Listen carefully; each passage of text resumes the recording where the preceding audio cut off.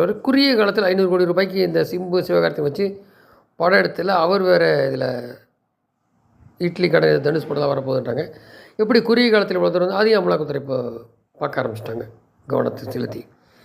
So சட்ட பரிமாற்றம் ஆகாஷ் ஈடுபடு அதாவது இப்போ என்னென்னா டாஸ்மாக்லேருந்து அப்படியே இந்த ரெட்ஜைன் தான் படம் ரிலீஸ் பண்ணுறது எதாக இருந்தாலும் அது அதில் சுற்றி வரும்போது இந்த ஆகாஷ் இவர் ஒரு கம்பெனி வச்சுருக்காரு. நேற்று அவங்கேயும் விசாரணை ஆரம்பிச்சிட்டாங்க. ஸோ இதெல்லாம் பார்க்கும்போது இப்போது அமலாக்கத்துறை எப்படி அங்கே துணை முதல்வர் பண்ணாங்களோ அதே மாதிரி அமலாக்கத்துறை குறி உதயநிதிக்கா அப்படியும் வருது.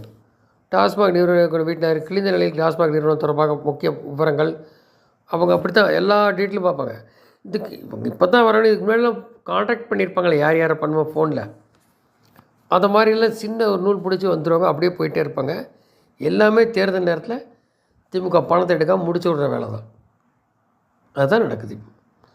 ஸோ உதயநிதியின் டாஸ்மாக் நிர்வாக இயக்குனர் எடுத்த புகைப்படத்தை அவருக்கே அனுப்பும் அளவுக்கு அதிகாரம் படைத்தவரா? இதில் இன்னொருத்தர் ஆகாஷ்ன்றவர் அந்த ஸ்டாலின் ரிலேஷன் அண்ணனுடைய பேத்தி வகையில் வர்றவர்.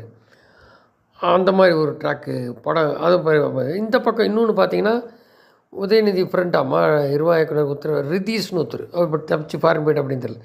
அவரெலாம் டாஸ்மாக் நிறுவனத்துக்கு எப்படி ஆணையிட முடியும்?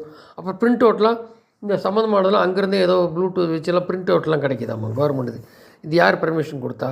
இதெல்லாம் இன்னைக்கு பிடிக்க ஆரம்பிச்சிருவாங்க. வெளியில் உள்ள சாதாரண நபர் உடனே தோணும்போது அந்த பாட்டுக்கெல்லாம் வேறு ஃப்ரெண்டு கிண்டெல்லாம் உள்ளே நுழையுது எப்படி? அவங்களுக்கெல்லாம் யார் அதிகாரம் கொடுத்தா? ஸோ உதயநிதி டாஸ்மாக் ஸோ என்ன மதுபான பட்டியலே அதை நிர்வாக இயக்குனருக்கு விசாரணைக்கு அனுப்பும் அளவுக்கு அதிகாரம் படைத்த இந்த ரதீஷ் தான் திமுகவின் புதிய அதிகார மையமா? லாஜிக்கை பார்த்தால் ரதீஷ் என்ற தனிநபரின் மெசேஜுக்கு பதிலளிக்க வேண்டிய அவசியம் டாஸ்மாக் நிர்வாக இயக்குனர் துளியும் இல்லை. இவர் துணை முதல்வருக்கு இணை முதல்வராக இருப்பதால் என்னவோ அனைத்து அதிகாரத்தையும் பணிந்தாரா? ரித்தீஷை நெருங்கும் அமலாக்கத்துறை விசாரணை வாரியம் இப்படியும் போகும். இந்த குறி உதயநிதிக்கா? யார் இந்த தியாகி எனவும் இந்த தியாகியின் பின்புலத்தில் அந்த சார் எனவும் கேள்வி இல்லைகின்றன.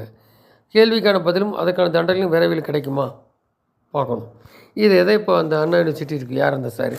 இதுலேயும் இந்த சார் பல சார்கள் சேர்ந்து பல அன்னோன் ஃபேக்டர்ஸ் சம்மந்தமே இல்லாதவனுக்கு உள்ள நுழைச்சி விட்டு அவங்களாம் ஆட்டி படைச்சிருக்காங்க. யாரை? அதிகாரிகளை. அவன் ஒரு அதிகார மையமாக இயங்கியிருக்கான்.